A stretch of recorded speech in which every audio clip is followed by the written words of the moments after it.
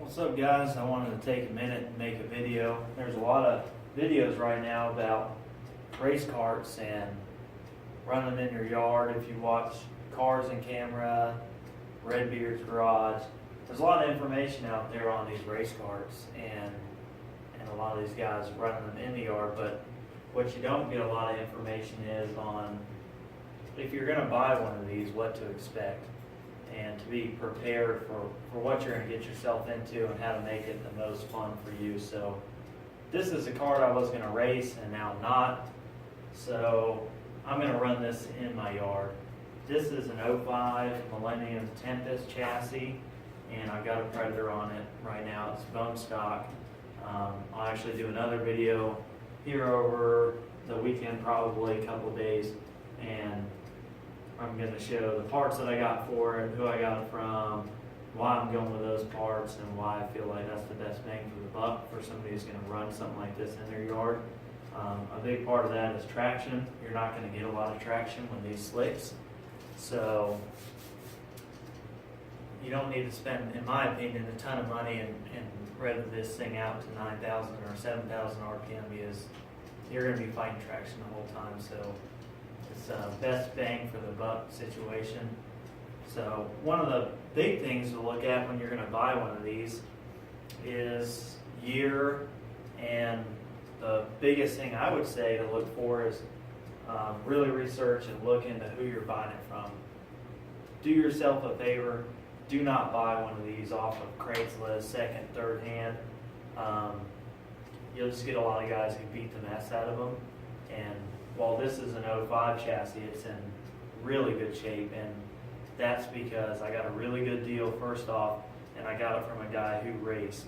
And for those guys who do race competitively, after every race they're going to take the kart apart, clean all the bearings, put everything back together. So the best maintained kart you can buy for the money is an older chassis, somewhere between '03 and 2010, and that belonged to a racer, because they're going to have taken the best care of it.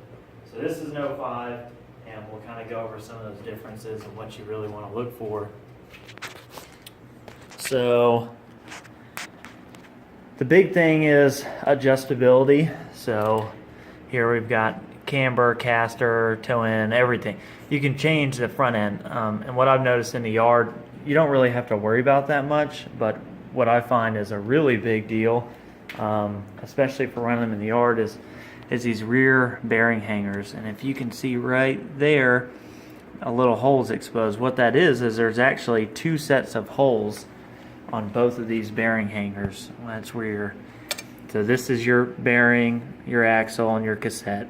So the bearing is contained by this cassette, and then that's bolted to the chassis. So there's two holes in these. So that allows you to raise and lower the axle in the frame. So in the chassis, you want to put the axle as low as you can get it, and that's going to give you more ground height. That's a huge deal when you're talking about running one of these in the yard.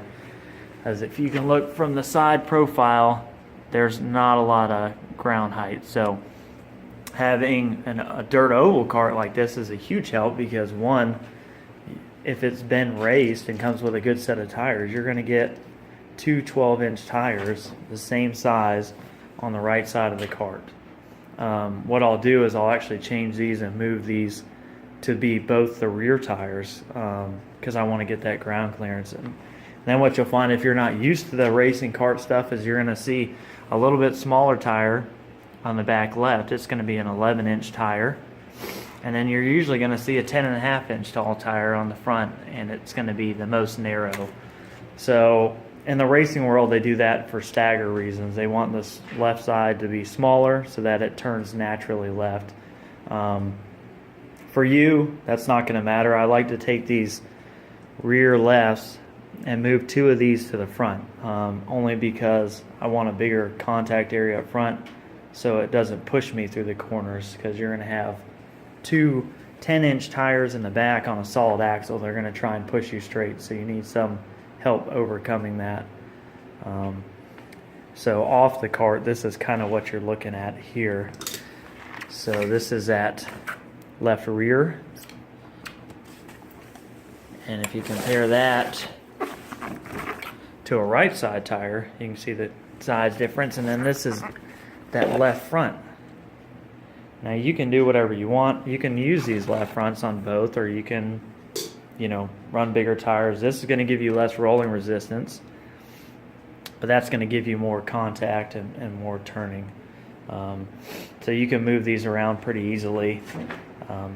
Probably the best part of a racing go-kart in your yard is that you're so close to the ground. It makes 30 mile per hour feel like 60, 40 feel like 80. It's just an insane amount of fun, and they drift for days. Like I said, you see all that information.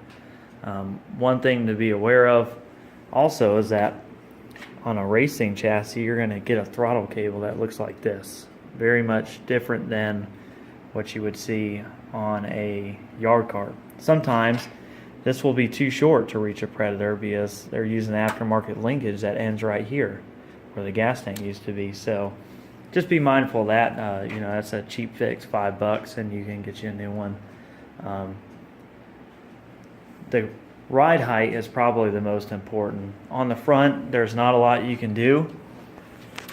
You can see here, there's washers, and this is spaced with washers. Now I'll move that. I'm going to move all my washers to the top because that puts that tire further down in the chassis, which gives me more ground clearance. I'll do that on both sides.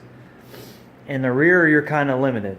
Now there's one thing that you can do at your own risk. It really depends on how your cart's set up, but on a cart like this would be a good candidate. If I decide I need more ground clearance, you can see here that between where that cassette, the bottom of the cassette is, and the bottom of the frame, I have a lot of room. So I can actually take this axle off and remark new holes and drill 3 new holes in this and lower that cassette almost sitting down on the chassis itself. That'll give me a lot of ground clearance. I'll have to check it out once I get the tires on, but one thing you really need to be aware of is that how smooth your surface is and what you're going to be riding on, because this is what your motor mount looks like. They come in different varieties: flat, 7 degree, 15 degree. This is a 7 degree. It's on here now. That's kind of how the motor sits. See, I got plenty of room for a Predator. This is a 15 degree, and then they sell flat mounts. A flat mount, if you're looking at one without a motor, will not work. You need a 7 or 15 degree, or your air cleaner will not clear the rear tire. And that's true on any configuration of the air cleaner, whether you get an aftermarket or whatever. But back to my main point is that underneath the chassis here, you'll see right there, those are what hold the motor mount and the motor in place. Those are just kind of sticking out on the bottom of the chassis. So you really need to be cognizant of how much ground clearance you have and where you're running and how much you're going to need based on you know, what you can do with your setup, because what you don't want to do is run along and clip that on something, you know, or root or maybe asphalt as you're crossing your driveway. That'll shear that right off. They're aluminum, so the bolts might still be there, but you're going to be out of motor mount, and they're kind of expensive. I keep a couple of parts here laying around for motor mounts. And another thing that you're really going to want to be prepared to do is buy some gears. I have a set of 55 all the way up to 70, and including what's on the cart there. And another thing you're really going to want to make sure you get is a chain guard. As you get in these carts, you're right up on the clutch, and if that chain comes off, that could be bad news. So you can see there what we're looking at. Now this is a racing style clutch, and they're a really good investment. They're going to last a lot longer than a drum style clutch. They work a lot better. They're infinitely more tunable about at what speed, what RPM they engage. They're just better by every right. You can get a good used one for about $175, and while that seems steep, you buy $50, $60 clutches, this is going to last you years and years and years, and it's well worth it. They're totally rebuildable, very easy to do. Highly recommend them. The other good thing is that for about $15 a piece, you can change out the clutch drivers. So I have here an 11 tooth, a 12 tooth, That's an 18 tooth, and I have a 19 tooth on there now. Now that was kind of set up for racing. I'll put probably the 12 tooth on because I'm more worried about having fun with it in the yard than reaching a 60 mile per hour top speed. So to kind of cap that all off, you're looking for a newer kart, something that's adjustable. Finding those dual holes in the cassettes in the back is a huge benefit. Some of the older karts that you'll see with non-adjustable front ends, they won't have an extra set of holes. They're just set on one set and that's it. So it's possible to re-drill them, but if you don't want to do that, I don't think I'll need to on this kart. I think I'll have enough ground clearance based on what I'm looking at there. I think I'll have plenty. I'm only looking for a couple of inches. So, like I said, another video to come where I'll go into this. I'll be probably not on this motor. I have another Predator up there.